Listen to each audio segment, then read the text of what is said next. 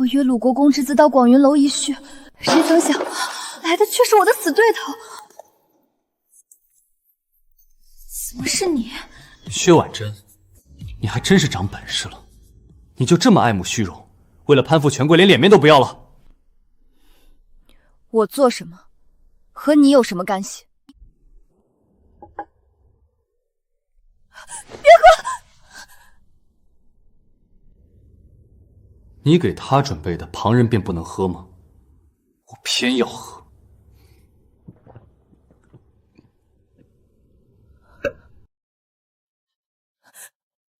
你知不知道今天这厢房有多贵？这些花了我小半年的提劲，全被你毁了。行了，别哭了，大不了赔给你，旁的没有，本少爷钱有的是。薛婉珍，你能不能别总这么作践自己？一个姑娘家，上赶着请男子吃饭，这算什么？奇了，6月的天怎么这么热？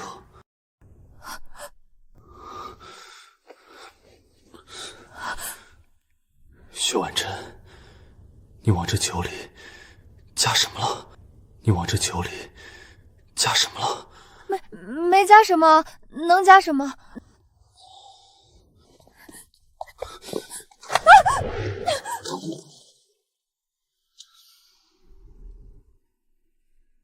你下药了？才没有，谁知道是不是你自己吃错什么东西，瞎诬赖人？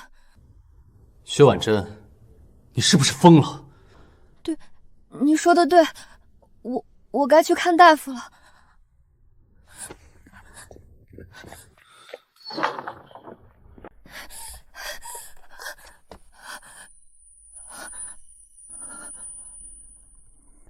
这药药性大，不解的话可是要人命的。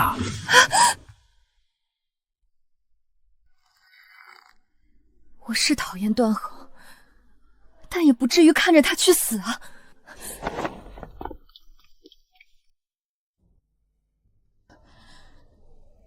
滚！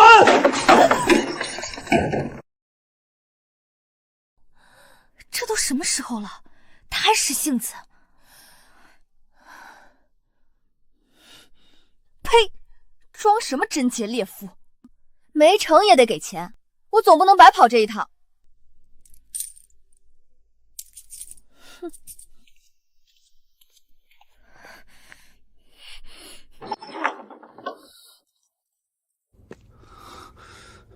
段恒，你还想不想要命了？不用你管，你这个无耻下流之人！我都说了别喝，是你自己嘴馋非要喝，现在难受了反倒怪我。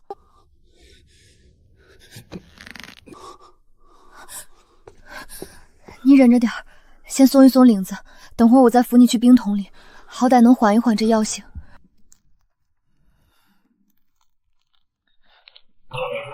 来人啊！出事儿了！快来人啊！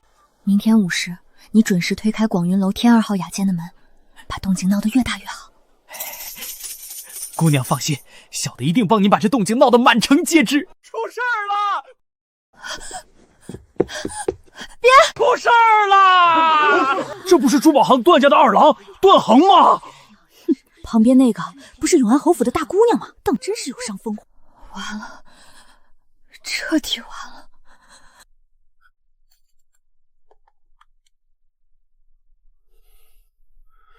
姑娘放心，药性已然退去，虽说身子有些虚脱，但已无性命之忧，稍作休息便会醒来。小姐，谢天谢地，段二公子没死，咱们好歹是免了一桩人命官司。人命官司是免了，可我的名声算是彻底毁了。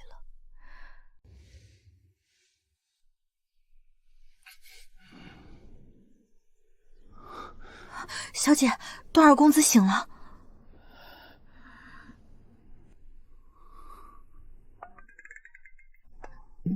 你看着我做什么？这事儿也不能全怪我一个人啊！我都说了让你别喝，是你自己偏要喝的，这责任咱俩一人一半。薛婉珍，你倒是会分账。你刚退了药性，大夫说要静养，你好好休息。我先走一步。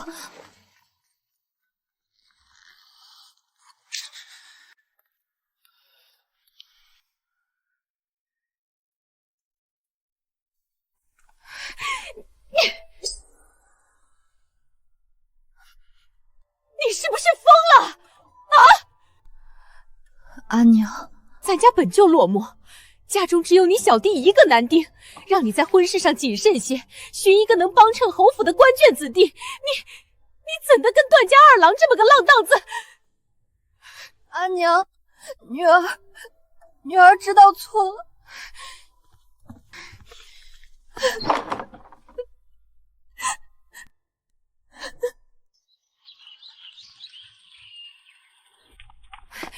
夫人，大姑娘，段家抬着聘礼已经到咱们侯府大门口提亲了。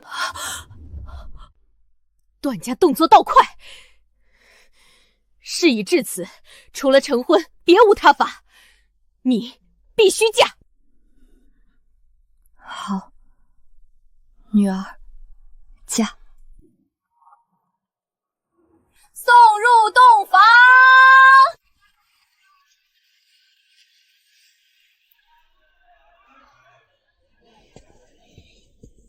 我怎么这么倒霉？攀高门不成，偏偏还嫁给了他。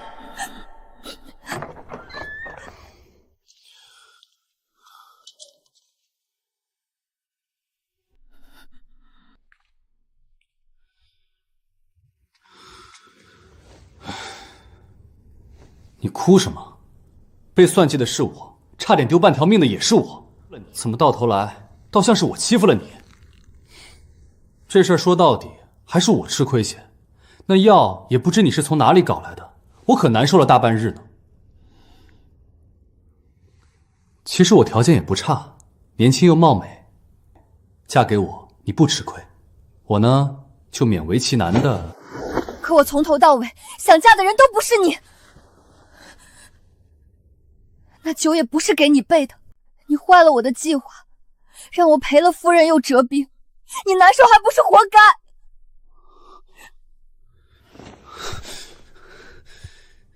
你还有理了？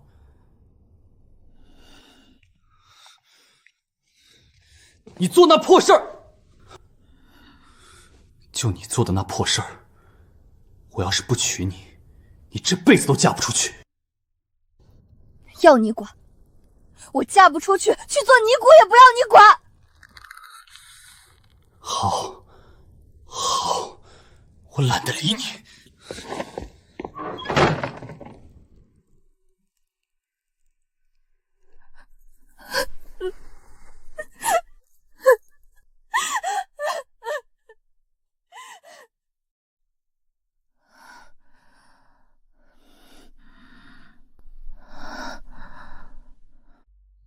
不过是屠夫出身，靠着死人换来的爵位，也敢往我们圈子里凑。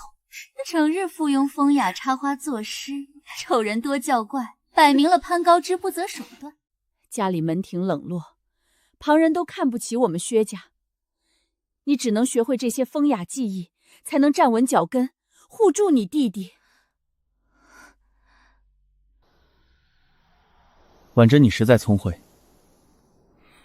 作画灵气十足，这点心滋味比京城一品糕点铺还要绝妙。旁人只懂嘲讽你，却看不见你的用心。薛婉珍，平日里趋炎附势，整日阿谀奉承，做个马屁精，专会投机攀附。如今落到我手里，你就自认倒霉。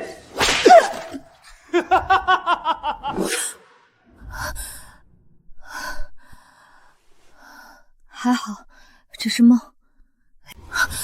今日要去给公婆奉茶问安，我竟睡过头了。好孩子，慢点，别急。是儿媳的不好，误了时辰。小孩子贪睡，这有什么的？咱们家没这些规矩。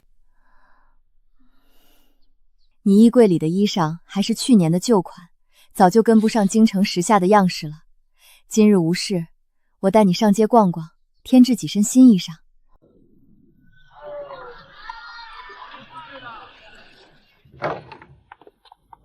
夫人，少夫人，里边请。小店今日刚到江南运来的云罗纱与烟霞锦，都是眼下京城贵女最追捧的实星料子。你肤色白净，最配这类清雅的颜色。这件海棠襦裙温婉端庄，还有这件烟霞色披风，入秋穿正好挡风。2件都包起来。母亲，儿媳服中衣裳尚且足够，不必这般为我破费。女孩子本就该多穿些鲜亮好看的衣裳，你平日里太过节俭，委屈了自己。衣裳挑选妥当，咱们接下来去首饰楼，再挑些脂粉和适配你的珠宝。你梳妆台上那盒胭脂色效有些暗沉，这款胭脂清透提气色，正好适合你。这些简约轻巧的首饰，更好衬你的温婉内敛的气质与容貌。夫人，之前害得段恒遭人议论，还让他难受了这么久，是我的错。您放心，等风声一过，我们便和离，我不会赖在这里的。我也不会贪图他的钱财。傻孩子，别说什么错不错的，世事本就有意外，事情既然已经翻篇，往后就再也不许提了。你是段家明媒正娶的儿媳，从来都不是拖累，安心留在府里，踏踏实实过日子就够了。再说了，你可不能走。我之前听恒儿说过，你画的画满京城都找不到第二个能比你画的还好的人。段恒竟然会在背后夸我。你有时间也给我画上一幅，我还从来没画过画像呢。好，时候不早了，你早点休息。夫人慢走。以后不许叫夫人，得改口啦。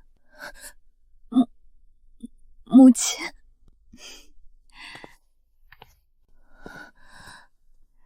原来母亲也可以是这样的。哟，看路啊，薛大姑娘。为了报答段夫人，我忍。二郎慢走。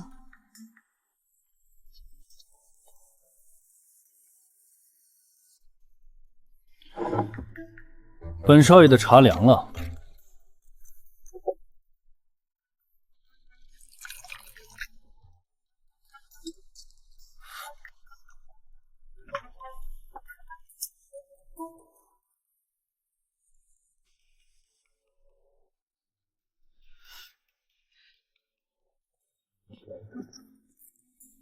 不对劲，薛婉珍真是太不对劲了。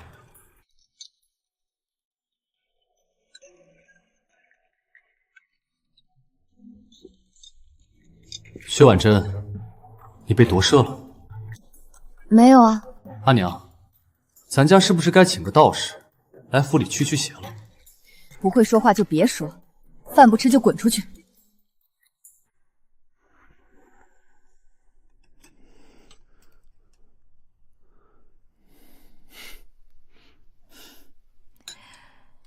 你们2人也该圆房了。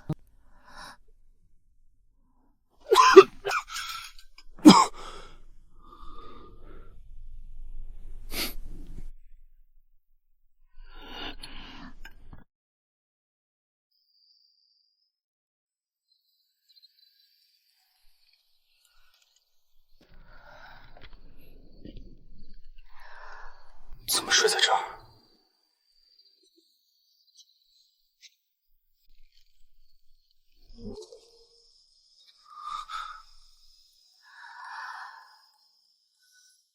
平时这么凶，睡着了倒还挺乖的。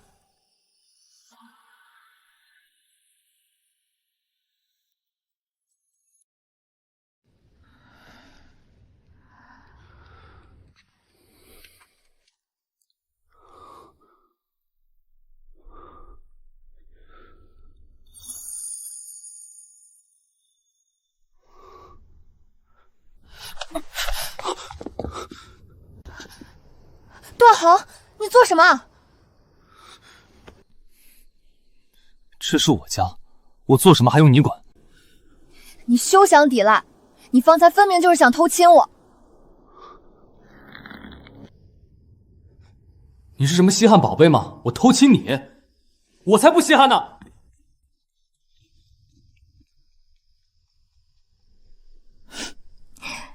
呆瓜。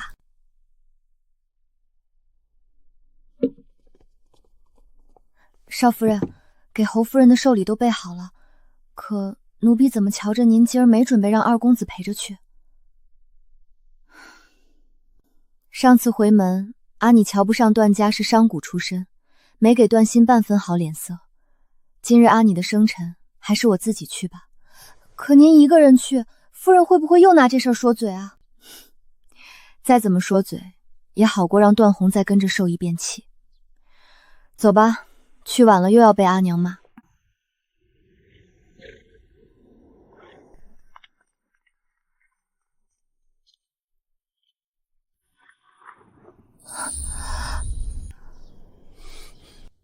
段恒，你怎么在这儿？回少夫人的话，今儿是侯夫人生辰，公子一大早就起来挑衣服，特意陪您去给侯夫人过寿呢。清白，谁让你乱说的？在这儿。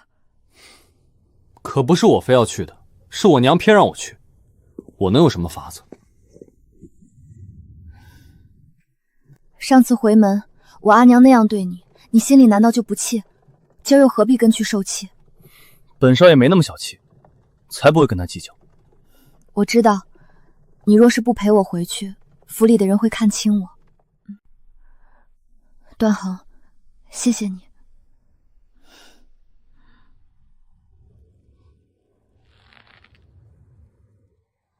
快走，再不走天都要黑了。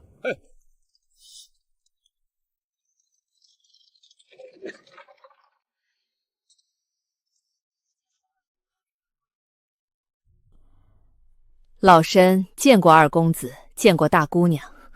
夫人今日身子不适，不宜吹风走动，这才没能亲自出门迎接，还请二公子见谅。不宜走动，阿娘这病来的可真是时候。岳母大人身体要紧。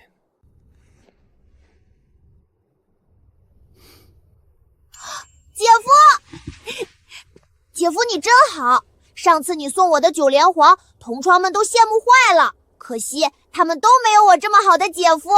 薛婉珍，你弟弟可比你嘴甜多了。方才还温温柔柔的，一到家就变脸，真是两副面孔。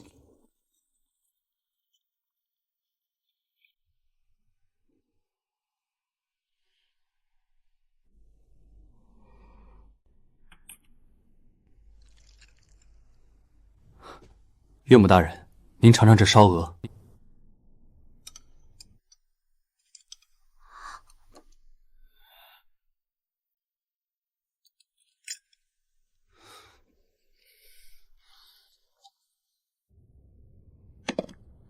今日听闻岳母身子不爽利，不如让下人用这人参入粥，好补补身体。不过是商贾人家的东西，满身铜臭。岳母此言差矣。段家凭本事营生，可从未做过损人利己的勾当。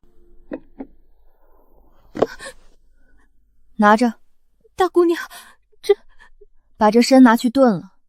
阿娘活了大半辈子，还没吃过这种好东西。逆女，你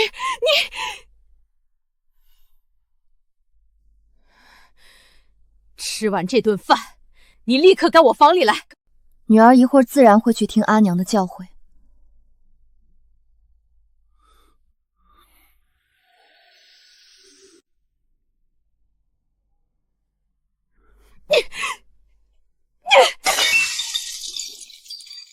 你方才在饭桌上说的是什么混账话？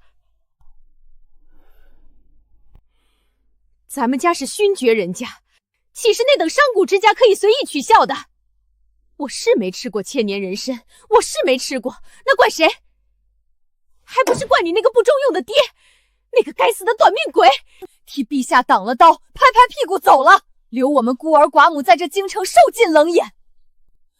还有你，自段前程嫁了段家，你这辈子都毁了。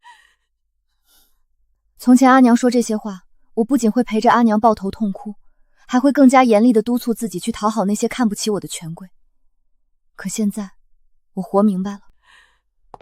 我明白阿娘根本不爱我，从前我没被爱过，所以我自欺欺人。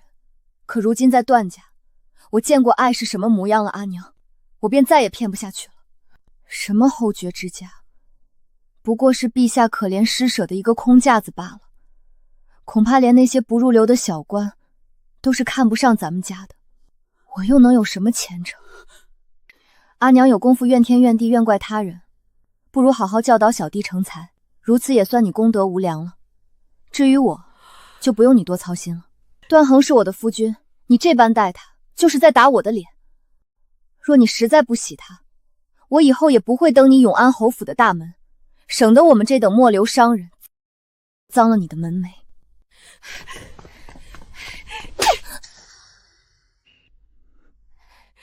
你个没良心的，嫁出去才几天，胳膊肘就往外拐了，我白生你了！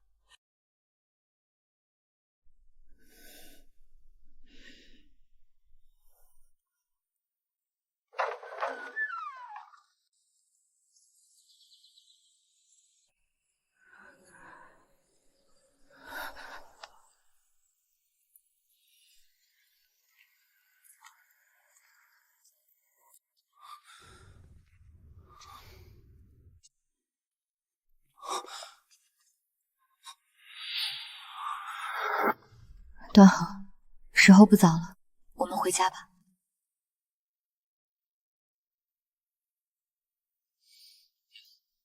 我们回府。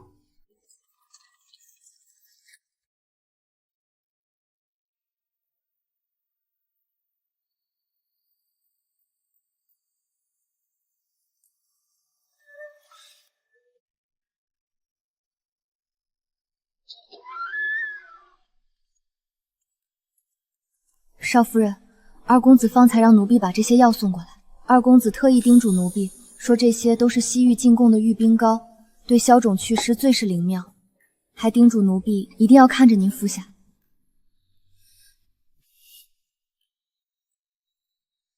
我知道了，替我谢谢他。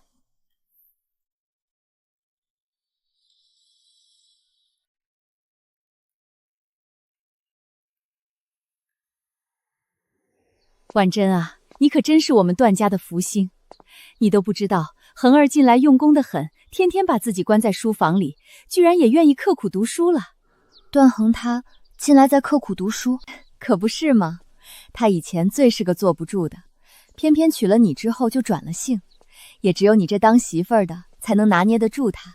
母亲，您真是高看儿媳了，儿媳哪里拿捏得住他呀？他不天天找我的麻烦，我就谢天谢地了。傻孩子，知子莫若母，老身还能看不出来？恒儿那是把你的话听进去了。你们总归是夫妻，夫妻之间是要好好相处的。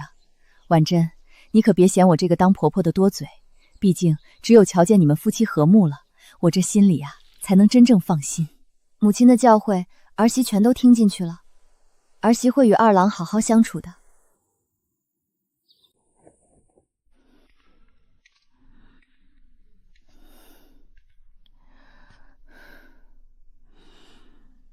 侍下，过来。少夫人有什么吩咐？你去一趟书房，把二公子的被褥铺盖全部都移到我的卧房来。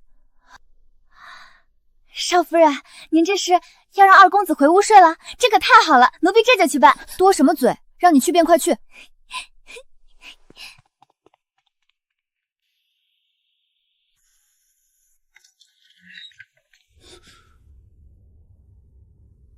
清白，我的被褥呢？谁动的？回公子，是少夫人方才吩咐，让奴才们将您的铺盖一同搬到主屋去了。搬到主屋？他又想搞什么名堂？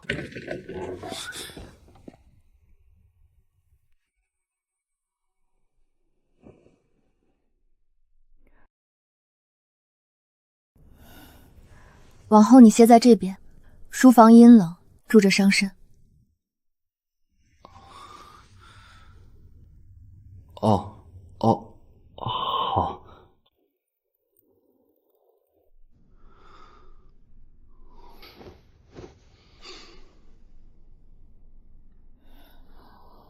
你这般动来动去，身上有跳蚤？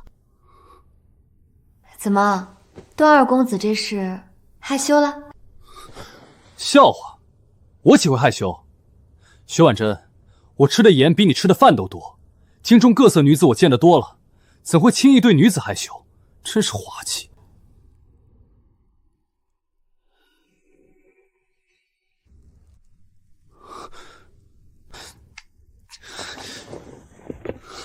薛婉珍，我不是那个意思，我素来清白，从未沾染过半分不堪，方才只是口不择言。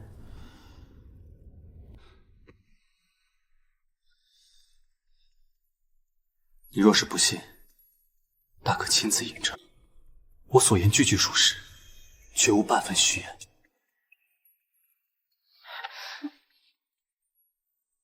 这种事如何印证？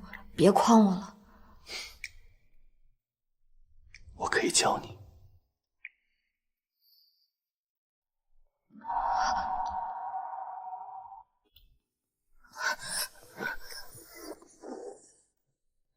段恒，你太无状了。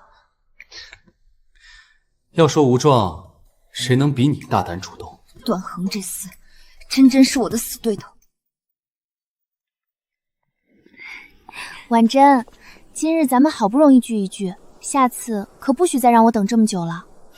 好，下次必定早早赴约。薛姑娘，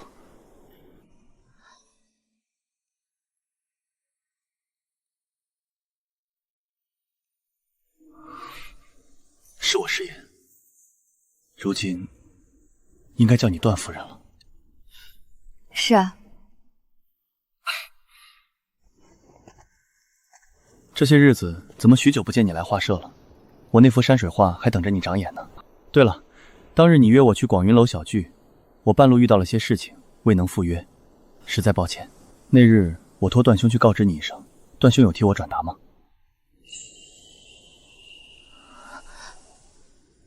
段恒，那日段兄正好路过，说我家中小徒正到处寻我，催我快些回去，我这才没能赴约，便托他去广云楼告知你一声。没让你等太久吧？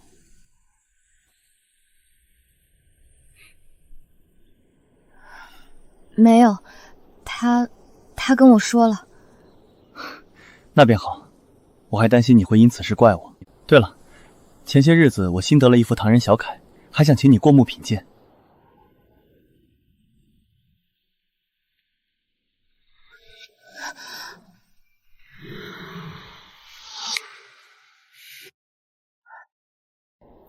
周公子，时辰不早了，告辞。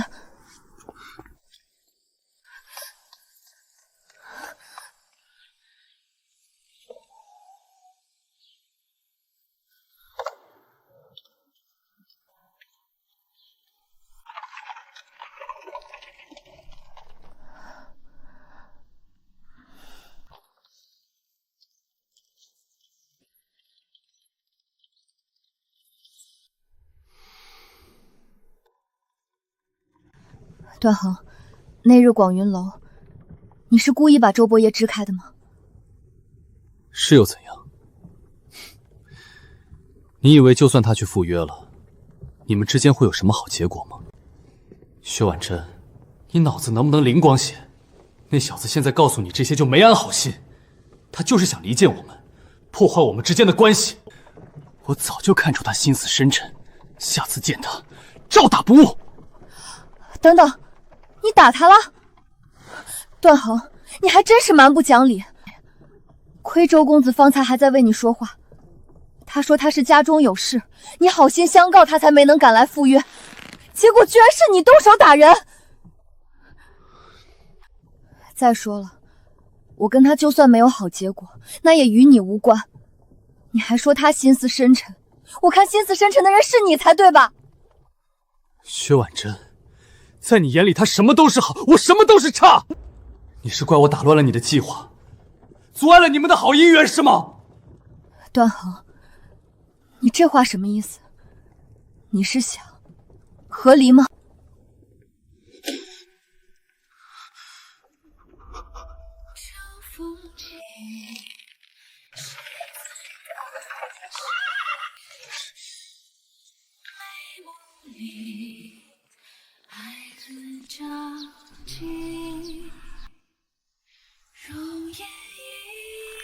来人，把我屋里所有的被褥铺盖全部都给我搬回书房。少夫人，二公子这是又跟您闹别扭了，要不奴婢去劝劝？不管他。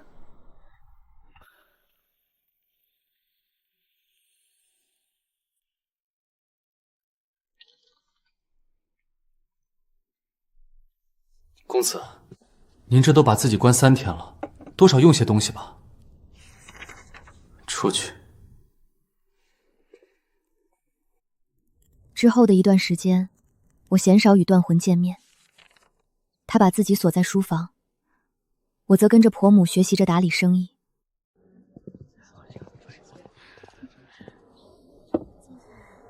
婉珍，你瞧，这一笔进，这一笔出，咱们做生意的账目要日清日结，万万不能含糊。这是赤金的纯度足，这是灿刻的工艺，最是讲究师傅手艺。你以后挑款式可得仔细辨认。母亲放心，儿媳记下了。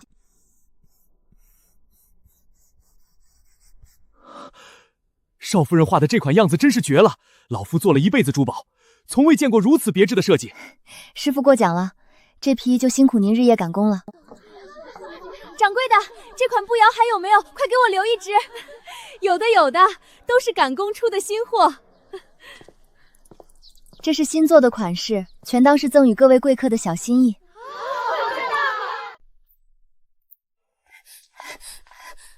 少夫人，不好了，二公子他染了风寒，已经病了好几日了。可二公子犟得很，不肯看大夫呢。那么大个人了，连自己都照顾不好。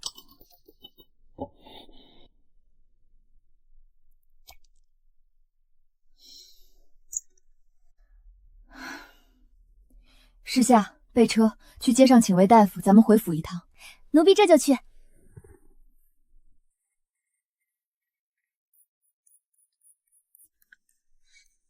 他真来了。是啊，少夫人听说您病了，立马就放下手上的活计，去请了大夫，正往这儿赶呢。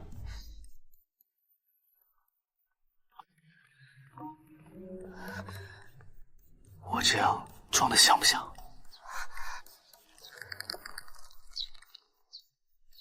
你去把汤婆子拿来，待会儿在我额头上放一会儿。是，小的这就去拿。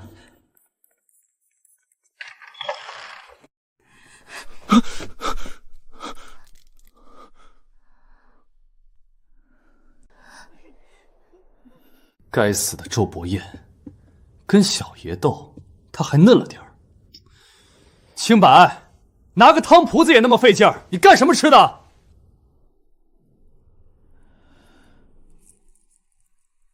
啊！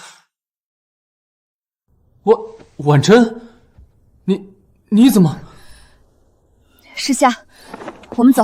婉珍，你听我解释。少夫人，您先别走，少爷他不是有意要骗您的，少爷他就是想找个机会跟您缓和缓和关系，他不是。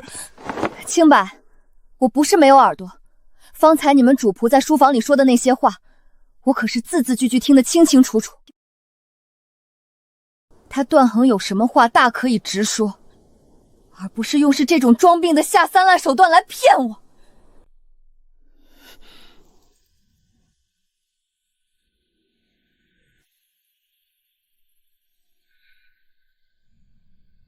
可你从来都不会耐心听我说话。薛婉珍，你打从一开始就瞧不上我。段衡，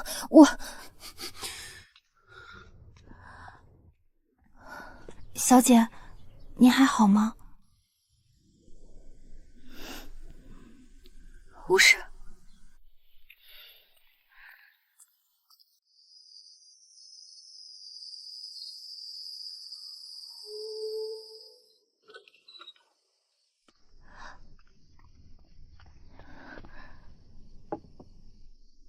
小姐，喝口茶暖暖身子吧。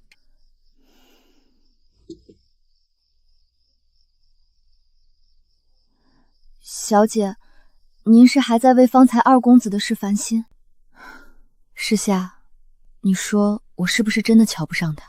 奴婢不敢妄议，只是奴婢瞧着娘子和二公爷每每碰面，似乎都不太对付。我跟段衡也算是年幼相识了，段家生意做得大，从前有赏花宴、雅集诗会，打个马球、垂将什么的，段衡也会来赴宴。那时候的二公爷是个什么模样？不着调，一双桃花眼，天生一副笑相，看你一眼就像要勾魂似的，浑身上下没个正经。所以我一开始不太喜欢他这种做态。二公爷如今瞧着，倒也还是这副不正经的做派。哼，偏偏他还总爱找我的麻烦。平日里请教些画作、写诗方面的问题也就罢了，关键是他还总爱管闲事。管闲事？二公子还管您的闲事？公子见解独到，婉珍从前读来只觉晦涩，今日听公子一言，方才豁然开朗。薛婉珍，你这般不知避嫌的贴上去，会惹人非议的。还望姐姐们不嫌弃，尝尝鲜。你怎么上赶着当丫鬟？他们有手，自己会拿。那时候我急功近利，一心只想着攀附权贵，重振侯府。他说的那些话，我一个字也听不进去，只觉得我怎样关他何事？凭什么对我指手画脚？现在想来才明白，他或许也是在关心我。更何况嫁给他的这些日子，我也知晓了他的为人。他虽有时不太靠谱，花言巧语，嘴巴气人，可其实是个顶好的人。奴婢愚钝，倒未瞧出二公子哪里好了。他走在街上会买吃食给乞丐，会花钱收养流浪的猫猫狗狗，还会给看不起病的穷苦人家付看诊费。这自然是极好的，可这些事儿您是怎么知道的？还不是我怕他跑出去喝花酒，丢了段家的脸，偷偷让人跟了他小半个月，这才知道的。哎呀，小姐原来从那么早开始就这般在意二公子啦。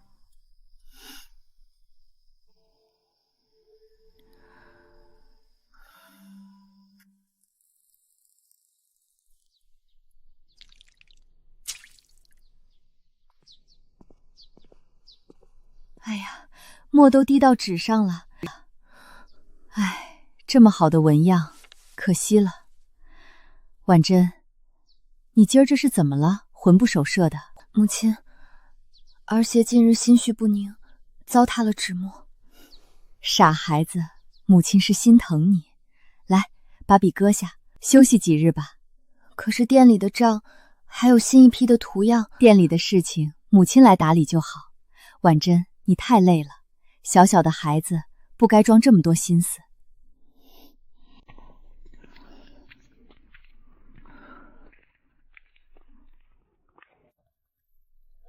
来6杯刚酒成一碗。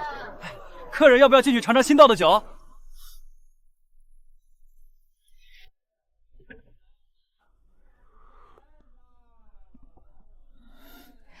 这酒味道不错。小二，给我打一壶这新酒，再加几样精致的下酒小菜。好嘞。少夫人，您这是……我和他也该摊开来好好谈谈了，总不能一直这样僵持下去。是，少夫人，奴婢这就去结账。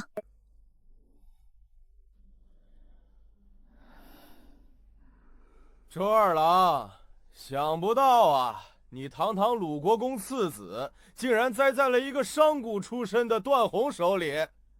什么栽不栽？不过是阴沟里翻了船，输给那个段衡。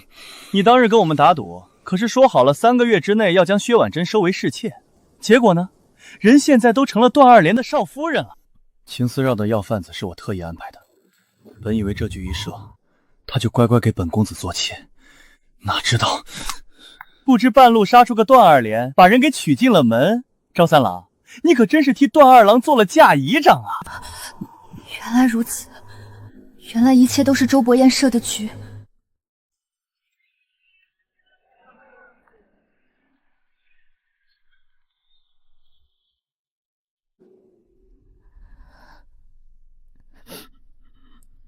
是我错怪了他。少夫人！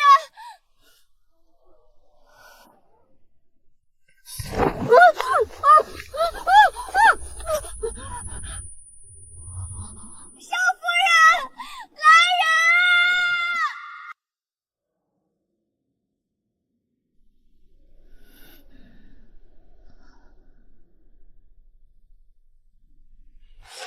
盛掌柜，他姓盛，原是京城一家珠宝店的掌柜。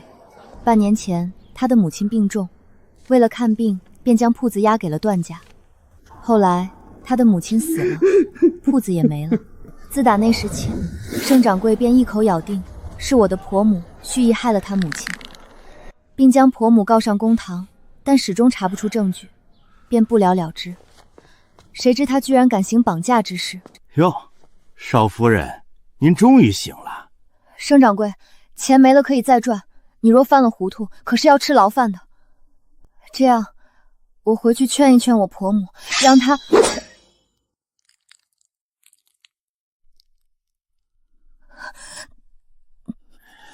你懂什么？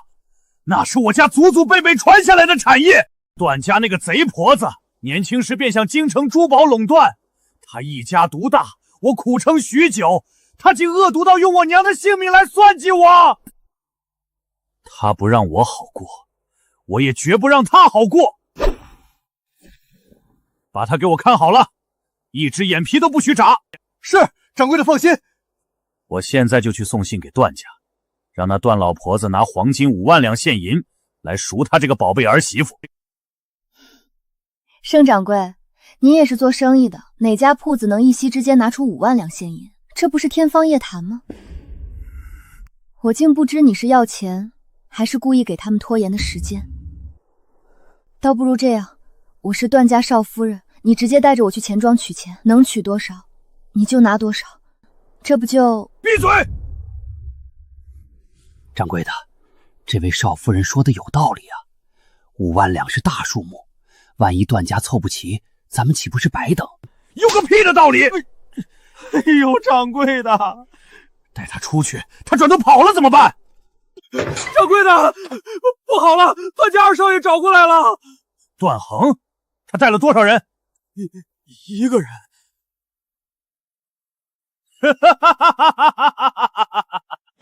把他也给我抓起来。是。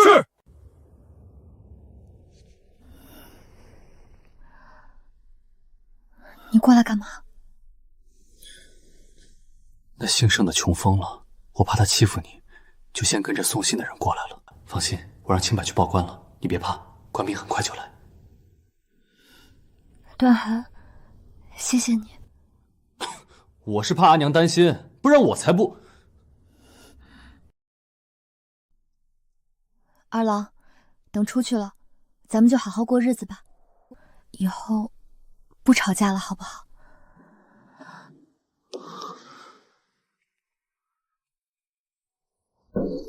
哎，干什么干什么？现在都什么时候了，还有功夫卿卿我我？快快快，把他俩给我分开关！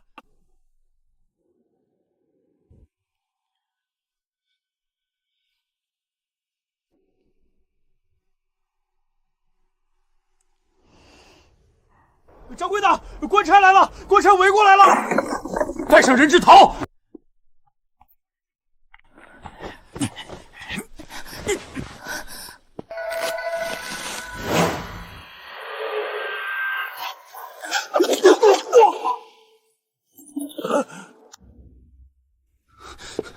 婉珍，跟我跑！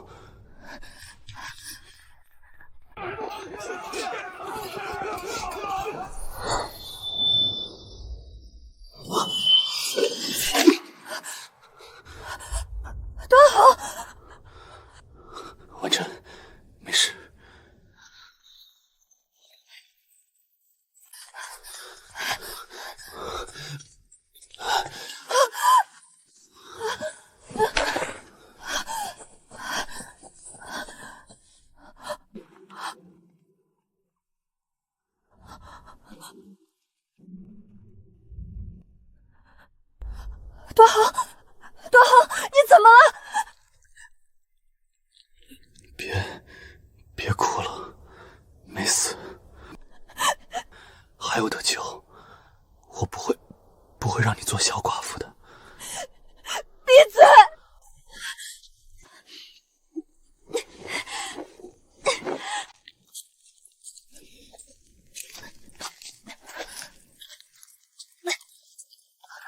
少夫人，公子！救命！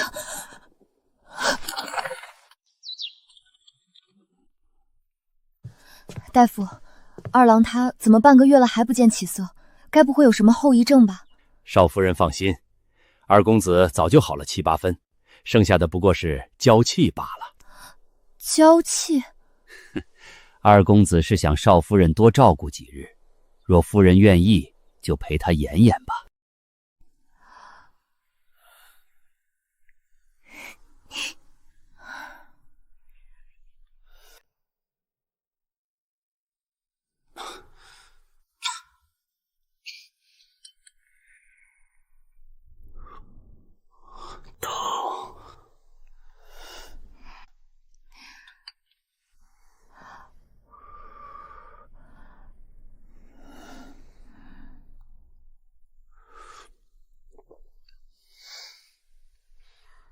姐夫，你一点都不像男子汉。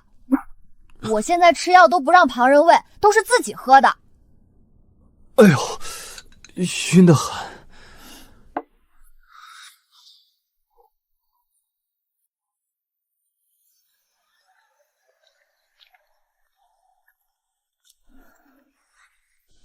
以后不可以这样说姐夫，知道吗？姐，我没说错啊，姐夫他一点也不像男子汉。这样没礼貌，你以后有了媳妇儿也会这样的？才不会。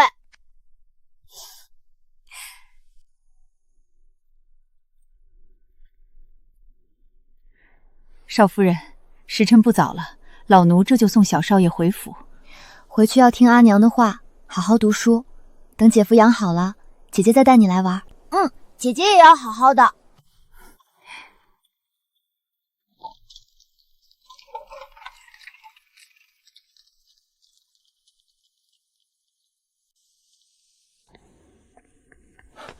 少夫人，鲁国公次子周伯言求见，已经在门口候着了。请他到正厅奉茶。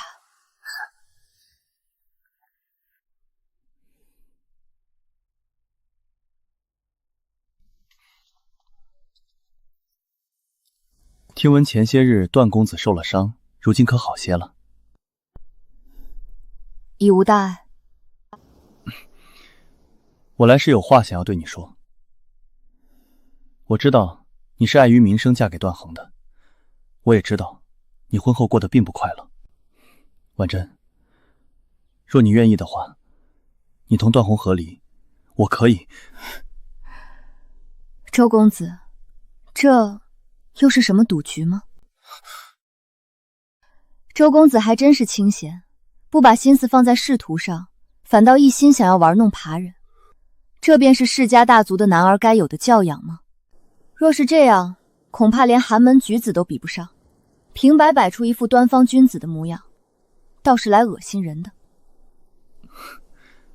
薛姑娘这是何意？你应当唤我少夫人。来人，送客。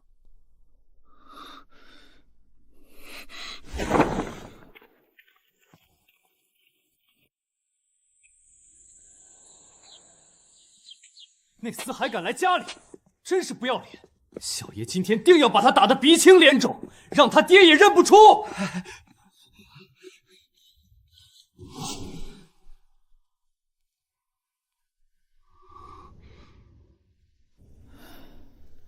你伤好了？少夫人，我们公子这是回光返照。你不会说话就别说。过来。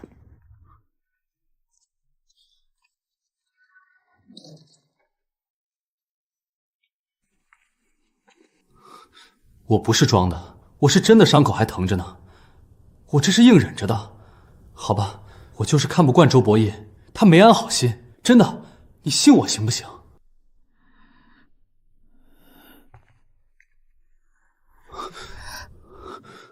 我都知道了，是我错怪了你，对不起。还有，谢谢你。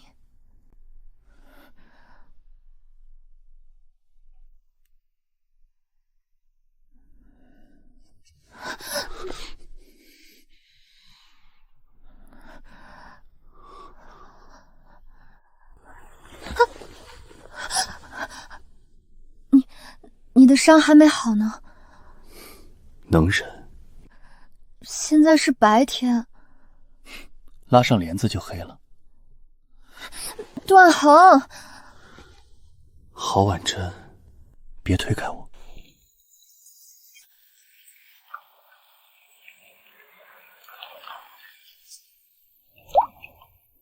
二郎，那天在广云楼，我听见了周伯玉说的话。他说了什么？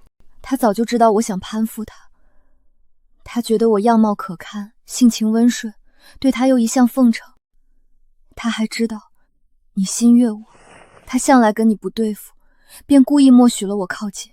他甚至说3月之内要迎我为妾。广云楼那次是他的计划，卖情嫂给我的老头也是他安排的人。是我太蠢了，当初打他一顿还是便宜了他。这怎么能怪你？你一个小姑娘，心思单纯又良善，哪里知道他那种下流婆子的肮脏心思？二郎，你不怪我吗？我待你一直咄咄逼人，蛮不讲理。我就喜欢你这样。不，你怎样我都喜欢。不过如果能温柔点儿，当然更好了。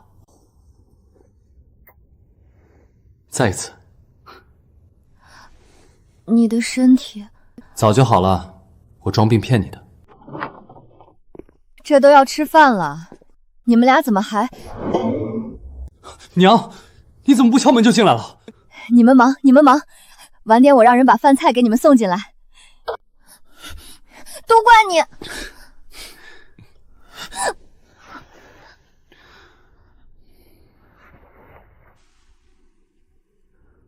娘子，良宵苦短，不可辜负。如今恒儿高中进士，被朝廷派去了江南任职。婉珍啊，这一路你可千万不能太累了。路上若是觉得不舒服，就让恒儿立刻找大夫。母亲放心，我会照顾好自己的。等年关，我和你爹就去江南瞧你们。娘，您都说了有7、8遍了，我们都记住了。你看看，就这臭脾气，婉珍你在外头可不能惯着他。儿媳明白，母亲。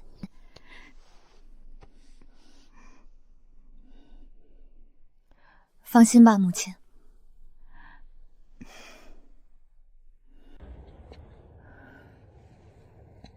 在外头，凡事多想着婉珍和孩子，知道吗？爹，您放心。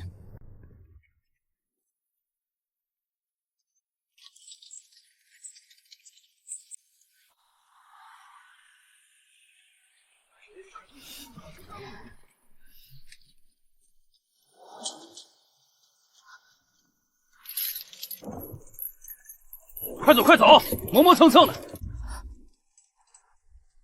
他这是怎么了？你稍等，我去打听打听。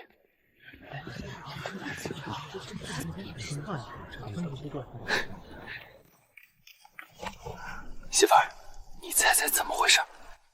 你爱说不说。周伯言酒后跟一群纨绔胡言立储之士，惹得陛下龙颜大怒。国公爷当机立断，脱帽请罪，将他逐出国公府，这才保了一家平安。眼下周伯言要被发配到岭南去了。哦，